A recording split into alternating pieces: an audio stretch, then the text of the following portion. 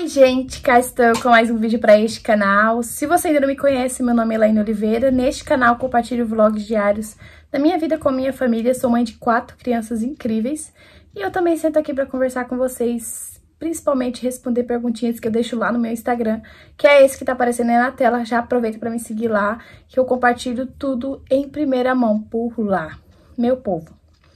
Hoje o vídeo é com a porta do guarda-roupa. Caiu a porta do meu guarda-roupa, gente. Ô, tristeza, né? Agora eu vou ficar no pé do marido pra ele arrumar isso daí, porque é feio, né? Muito feio, ainda mais eu, que depois vou assistir esse vídeo e vou falar misericórdia. Primeira pergunta, a Jefferson Suelen Ribeiro. É pecado tomar vinho? Gente, já tem um vídeo que eu falo sobre isso. Não é pecado tomar vinho, mas é pecado você desobedecer seu pastor, seus líderes, as pessoas com quem você se comprometeu a seguir. É muito triste quando eu tô numa igreja em que algumas coisas são proibidas e eu faço só de rebelde. Além de eu estar instigando os outros irmãos, né, a mostrar que eu sou insubmissa, sou rebelde, eu ainda tô deixando as outras pessoas confusas, né? Ah, pode, não pode, despertando a rebeldia e o escândalo das outras pessoas. Então, se na sua igreja não permite beber vinho, não beba. Na verdade, bebida alcoólica não traz nenhum benefício, né? É só aquela alegria mentirosa. Não tem vantagem na bebida alcoólica, né? Mas, né, pra quem gosta de beber de forma moderada e se a igreja não proíbe, que faça o uso com responsabilidade, né? Bebeu, não dirige, tudo que a gente sabe que a bebida pode oferecer. Se eu tomo vinho, assim, é numa ocasião muito especial, um pouquinho de nada, sabe? E ainda hoje eu tomo porque a minha igreja não proíbe, né? Mas se eu fosse uma igreja que proibisse, provavelmente eu não tomaria nem fora de época, né? A Janaína Santos Faria. Como saber se devo ou não permanecer numa cidade? Como entender a vontade de Deus? Janaína, estou passando por o que você está passando. Chamei meus pastores aqui em casa porque eu resolvi que eu queria mudar de cidade. Eu resolvi nada, tipo, eu tava lavando a louça, né, e lavar a louça, tomar banho, são as horas que eu mais fico refletindo na vida, né. Eu tenho tempo pra isso, que a louça é grande, o banho não é demorado. Não, eu não tomo banho demorado, mas assim, às vezes eu paro ali pra fazer uma hidratação no cabelo e começo a refletir. Dentro da presbiteriana, pra quem não sabe, eu sou da Presbiteriana do Brasil, que é uma igreja de linha calvinista, que veio lá da Reforma. Eles seguem uma linha mais... Eles admiram muito os puritanos e também um tratado... Eu não sei falar, gente, Westminster. Westminster, eu acho que é assim que fala, que é a base ali da igreja. E uma coisa que eu aprendi muito forte na presbiteriana foi a ser mais submissa, né? Eu já li a Bíblia, mas vou falar pra vocês o que acontecia. Quando você lê a Bíblia, você tá debaixo de uma autoridade que diz que não é daquele jeito, você acaba se tornando submissa a essa autoridade. Então, eu já fui de igrejas que tinha pastor, um ministério feminino de liderança, isso não existe na Bíblia, né? O Deus não chamou a mulher pra ser sacerdote do lar. Mesmo Jesus, quando instituiu os apóstolos, ele não chamou mulheres, chamou os homens, né? Não que Jesus não amasse as mulheres. A gente tem uma ideia equivocada de que amor é colocar você lá na liderança. Ah, não, se Deus te ama, ele vai colocar você como cabeça e não cauda, né? E em algumas circunstâncias ser cabeça, gente, é muito complicado. Então eu vejo isso como um ato de amor, sabe? Colocar a mulher, não colocar mais responsabilidades na mulher do que ela já tem. O problema é que a nossa primeira amiga feminista, né, foi a serpente. Então ela induziu lá no jardim a gente a desobedecer e ela induz até hoje a gente a ser revoltado, né? Então eu acho muito mais difícil lidar com mulheres revoltadas do que com homens. Eu acho mais difícil as mulheres, sabe? A mulher, ela não tende a partir nem sempre para violência ou fazer alguma coisa do tipo, mas ela usa a língua dela como uma ferramenta de destruição. Então, uma das coisas que eu achava que Deus me tinha me chamado era para ser uma grande pregadora. Eu não cheguei a ser isso, graças a Deus, louvo a Deus por isso, porque teve isso como um cuidado de Deus. Às vezes, se eu tivesse ganhando muito dinheiro no gospel ou coisa do tipo, eu talvez estaria cega espiritualmente, achando que aquilo ali é bênção de Deus e manteria. Não estou falando mal das pessoas que hoje são ricas através do gospel, mas o que o mundo entende hoje como fazer a obra de Deus é você ser famoso. é você gravar e ter milhares de visualizações, é você fazer agendas milionárias, ganhar 20, 30 mil por culto que você prega. E essa era a ideia que eu tinha de fazer missões. Hoje eu tô numa igreja que eu vejo missão como, meu Deus do céu, ô Jesus, trabalha meu coração, porque você vai no culto de missão, um tá lá num país perseguido, que a religião principal é o muçulmano, a outro tá lá no outro país perseguido, passando necessidade, aí a igreja tá lá juntando cesta para manter o missionário lá. Gente, se você soubesse os perrengues que os missionários passam, na verdade ninguém quer, sabe aquele negócio tipo assim... sai fora, né? Porque é desconfortável mesmo, sabe? Falo ninguém, modo de dizer, né, gente? Sempre Deus levanta, sempre tem os missionários ali, né? Mas é uma coisa assim que Deus tem que dar muito, o Espírito Santo tem que agir muito. E foi ali que eu entendi que a mulher de Deus, ela é glorificada no seu lar, né? Ela é abençoada no seu lar. Ela é abençoada na maternidade, está na Bíblia, como esposa. Só que isso é uma vida hoje, né? A serpente tá pintando que isso é uma vida fracassada. Você tá no lar, você tá dentro de casa, e isso não é uma vida de sucesso, né? E eu sou a prova viva da pessoa que já esteve no mundo corporativo, já fiz mestrado, fiz faculdade, já tive em vários ambientes, né, em que eu almejava crescer cada vez mais, mas quando eu tive minha filha, Mariana, eu não entendia por que eu não tinha desejo. Gente, doía meu coração saber, poxa, eu vou sair pra rua, né, pra fora pra ganhar bastante dinheiro. Vou, mas eu vou deixar minha filha com alguém, vou ter que deixar minha filha numa creche, vou ter que deixar minha filha, eu vou perder a parte, assim, as partes que... o comecinho que passa tão rápido, e eu vou perder de estar ali presente, né? Porque por mais que a mãe que trabalha fora é uma mãe, não deixa de ser mãe, eu falo por ela perde muita coisa. E eu sinto muito, sabe? Eu sinto muito quando eu vejo mulheres que gostariam de estar dentro de casa, mas tem que trabalhar para poder dar o que comer para os filhos, né? Mulheres muitas vezes viúvas ou que estão numa situação muito difícil. Eu fico assim, com meu coração partido. E eu intercedo para essas mulheres, porque eu não imagino o quão difícil deve ser, né? E eu tive o privilégio na época de ficar em casa. Deus também preparou alguns recursos através da internet. Não foi muito rápido, foi aos poucos, mas eu precisei dar o primeiro passo e confiar em Deus, né? Então, hoje na presbiteriana, eles pregam muito quanto que o homem ele tem que ser o provedor principal do lar, a mulher tem que ser a auxiliadora, idônea, e uma boa mãe, uma boa esposa. E quando a gente começou a entender isso, meu esposo, ele tá sendo doutrinado, né? Muita coisa, as escamas caíram dos olhos dele, porque até então o Jefferson foi criado por uma mulher a mãe dele, que trabalhava fora, que sustentava a casa, que sempre, a vida toda dela foi na roça, com serviço pesado, serviço que muitas vezes era para um homem estar exercendo, mas ela tinha que ir. Quando eu converso com a minha sogra, eu vejo quanto como isso afetou ela, sabe? Ela fala que muitas vezes ela levantava grávida para trabalhar na roça, teve que esconder a gravidez para não ser demitida. Quantas vezes ela ia doente, quando dava 4 da manhã, ela tinha que levantar, tava muito frio, ela tinha que ir da mesma forma. Então assim, você vê quantas cicatrizes, a vida diferente, o disfuncional, né? Ir contra aquilo que Deus nos chamou, né? Aí eu encaixo o pecado, né? O quanto que o pecado afetou isso, a família, como é assim que o inimigo ele age.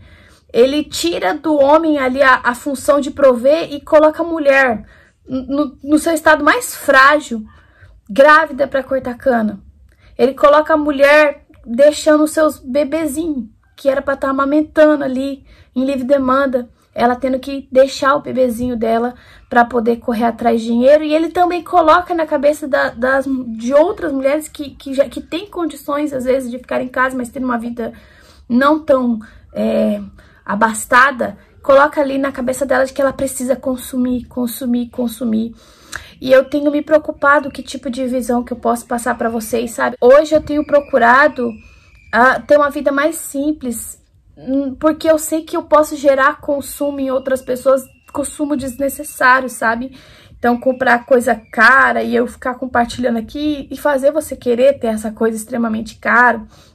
Não que eu seja rica, eu tenha condições, Porque eu sei que muitas vezes acontece da mulher, ela tá tão consumida por esse mundo. Ah, eu quero o batom da Boca Rosa, eu quero a maquiagem da blogueira tal, eu quero a base da Virgínia, porque tá todo mundo usando, porque as mulheres que estão usando, elas estão felizes na foto, elas estão felizes no vídeo, porque o rosto delas está limpinho, bonitinho.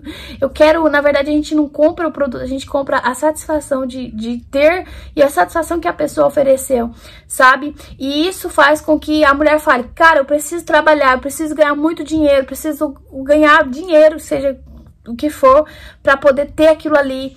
E aí o marido não tem condição de dar a base da Virgínia. O marido tem condição de dar o arroz, feijão, a fralda, o leite.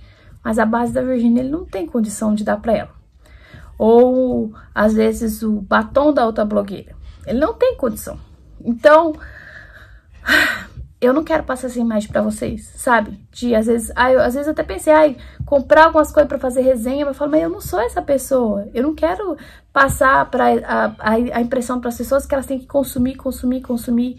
E para isso elas precisam trabalhar e abrir mão de coisas realmente importantes por causa de objetos. Cara, isso aqui é um objeto. É um perfume, eu consigo viver sem isso daqui. Eu consigo viver sem isso daqui. Deus prometeu pão e não pudim. Isso aqui é o pudim.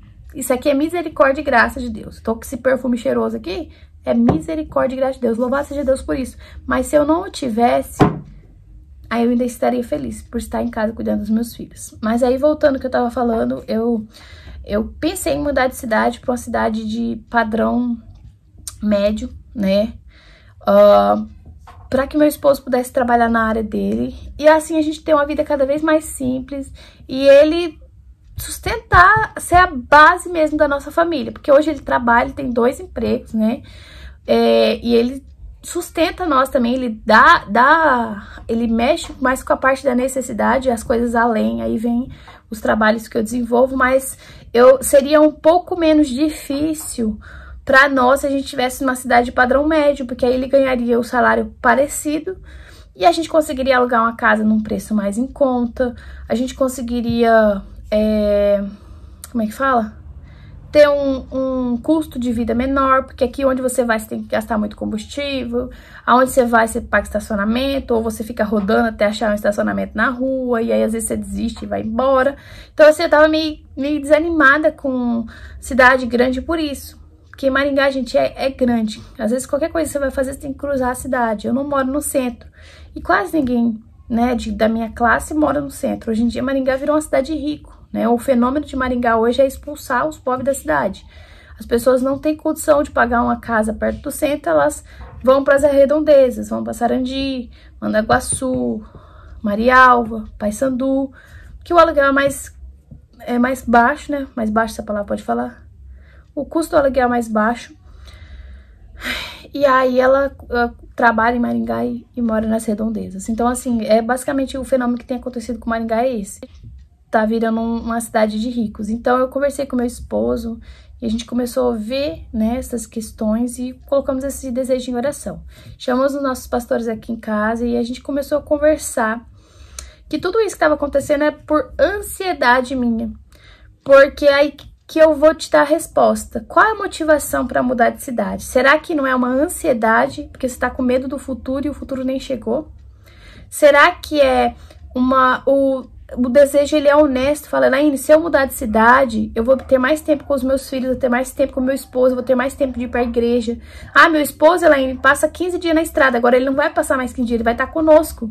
Ah, meu esposo não consegue ir no culto à noite, agora ele vai conseguir. Então, você tem que ver o que vai melhorar, biblicamente falando, se vocês mudarem de cidade. Quanto vocês vão estar prontos ali pra obra? Porque se às vezes a mudança seu esposo vai trabalhar mais, vai ter menos tempo pra família. Você vai ter que trabalhar também, vai ter menos tempo pra família. Trabalhar fora, né? Trabalhar dentro, todo mundo trabalha. O que vai acontecer? Vocês vão conseguir congregar, vai ter uma igreja ali perto, você vai conseguir criar os seus filhos em comunhão com os irmãos, com as outras crianças, filhas dos irmãos. O que vai glorificar o nome de Deus através dessa ação? É o que você tem que calcular. Então, calcular o quanto a família vai, né, ter a comunhão entre si. Então, família, salário, tem que ser levado em consideração. Porque às vezes você vai ganhar um pouco mais, mas o que você vai perder não vai valer esse mais que você vai ganhar, tá? E aí você tem que avaliar também a questão da igreja. Às vezes você muda por um salário muito alto e ali na cidade não tem uma igreja bíblica, né? Tem muita igreja às vezes cheia de heresia ou alguma seita que, na verdade, não tem o embasamento bíblico. Então, eu não tô querendo dizer aqui que a minha igreja é essa, não, gente. A igreja bíblica é aquela que você tem que avaliar se ela segue mesmo a Bíblia. Segue a Bíblia, louvado seja Deus. E aí vem esses pontos que a gente tem que analisar. O quanto essa mudança da cidade pode impactar ou não. Porque às vezes as pessoas pensam em não mudar porque, não quero ficar longe da minha mãe. Com exceção que a sua mãe seja uma idosa, às vezes que você tenha que cuidar, né, viúva, ou seu pai, não sei. Tem que ver as questões que realmente impedem isso de acontecer. Mas se a sua mãe é uma pessoa muito idosa, é uma pessoa que tem saúde, isso não pode ser empecilho para vocês seguirem com a vida de vocês, até porque a palavra diz que é deixar pai e mãe e formar uma família. Então, se os motivos, eles às vezes não são egoístas, né? Eu quero mudar porque eu tô com raiva dos meus vizinhos. Isso daí é um motivo pecaminoso. Você, ao invés de ficar em comunhão com seus vizinhos, você tá mudando daqui porque você tá com raiva deles. Aí não é um motivo justo.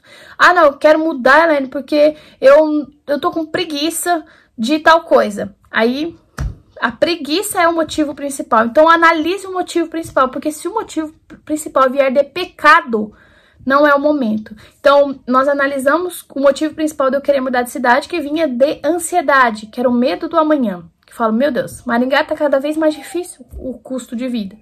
Meu esposo, ele tá abraçando cada vez mais cuidar da nossa família. Então, por graça e misericórdia, nós não estamos endividados, nós não estamos falidos atualmente, nós não estamos apurados. Graças a Deus as contas estão sendo pagas em dia. Então, não tinha um motivo assim de eu falar, meu Deus, precisamos sair daqui o mais rápido possível porque as coisas estão difíceis e pode ser que a gente passe necessidade. Não, nada disso está acontecendo, mas eu estou com medo do amanhã porque o amanhã pode acontecer isso. Entendeu? O motivo da minha ansiedade, o motivo de eu querer mudar é um motivo pecaminoso. Nossa, Elaine, não aconteceu, não tem evidências que comprovem que o que você está falando tá acontecendo. Somente a sua ansiedade. E aí eu comecei a procurar ajuda, né? Porque na minha igreja tem psicólogas cristãs para poder tratar essa ansiedade. Que isso daí vem diretamente da minha carne. Então eu precisava de um profissional que também entendesse a minha fé. Porque às vezes você vai... já aconteceu, eu já fui em psicólogos maravilhosos. Mas elas não conseguiam tratar coisas que vinham da minha fé. Elas conseguiam tratar coisas assim, naturais. Mas aquilo que vinha da minha fé, eu só conseguia tratar de forma espiritual. E aí, essa questão da ansiedade é viver aquilo que não chegou. Vou dar só um exemplo pra você. Eu tenho crianças pequenas. Mas eu tô com medo que meu filho ficar adolescente, vai acontecer tal coisa. Não chegou essa fase. Não tenho por que gastar energia com isso. Não tenho por que gastar toda a minha... meus pensamentos, olha que coisa. Então, se isso vem de pecado, não é o momento de mudar de cidade. Mas se mudar de cidade vai fortalecer e melhorar tudo aquilo que a Bíblia pede, que é a comunhão, que é o marido e a mulher estando unidos, um amando o outro, os filhos, aquilo ali, se mudar de cidade vai melhorar esses aspectos, então coloque em oração, já imaginando que pode ser benéfico para vocês mudar de cidade, mas sempre peçam respostas a Deus. Ele sempre nos dá respostas. Às vezes envia uma pessoa para conversar e clarear nossa mente. Às vezes ele manda um vídeo da Elaine e aí Deus fala com você. O obreiro Wellington perguntou: quanto você paga de aluguel e se a energia vem muito caro? Então, a energia ela não vem muito cara, não. A gente usa uns macetes. A gente nunca deixa 2 eletrodomésticos ligados ao mesmo tempo. Por exemplo, quando o ferro tá ligado, o chuveiro não pode ligar. Quando a air fry tá ligada, a gente desliga outra coisa, não deixa 2 coisas ligadas ao mesmo tempo. O ar-condicionado a gente liga só quando realmente tá bem calor, e ultimamente a gente tem ligado. Então não vem muito caro não, vem R$100 e poucos. Tipo assim, pelo tanto de coisa que a gente tem, então eu acho que não tá tão caro, porque tem lugares que tá bem mais caro. E aluguel eu pago R$1.000 e pouco, eu não sei, quem paga o aluguel é meu esposo, eu não sei quanto que tá pagando, mas acho que é quase R$1.100. tá pagando no momento. E essa casa tem muitas vantagens, sabe, gente? Eu acho que eu vou ter que fazer, vou até fazer um shorts, que eu tava com uma ideia legal de fazer coisas que me faz ficar um pouco apegada a essa casa. Tem as coisas boas e tem as coisas que não me fazem ficar apegada. Acho que eu vou fazer 2 shorts. Shorts é aquele videozinho curtinho que você clicar no meu canal e vai ter ali a abinha shorts. Lá tem os vidinhos curtos que eu tô postando com frequência e quero postar cada vez mais, que eu tô gostando bastante. E só pra concluir o que eu falei, gente, não pretendo mudar de cidade por enquanto. Ainda não foi o projeto de Deus. A gente orou pra ter respostas, e não só a questão dos nossos pastores terem conversado conosco, mas também outras coisas aconteceram que foram respostas de Deus pra que não era o momento de mudar. Thalita Barbosa: a Yasmin dorme sozinha no berço sem ninar? Se sim, nos dedica. Sim, todos os meus filhos, eles dormem sem nenhum costume. Então, ninar, chupeta, essas coisas, nada. A gente ensina que colocou ele no berço, ela tem que dormir no berço, sem fazer qualquer ritual. Porque se você faz rituais, a criança acaba tendo dificuldade, porque você nina ela ali, aí você tira de um lugar que ela tá amando e bota no berço. Aí é o fim do mundo pra ela. Então, ela dorme sem ninar. Todos os meus filhos eu ensinei assim, dormir sozinho, pra depois mandar pro quarto e eles nem sofrerem. Outros costumes também, chupeta é uma coisa que eu tive que manter firme, porque às vezes dá um meu Deus, mas não, eu não dei chupeta, não vou dar chupeta pra Yasmin também.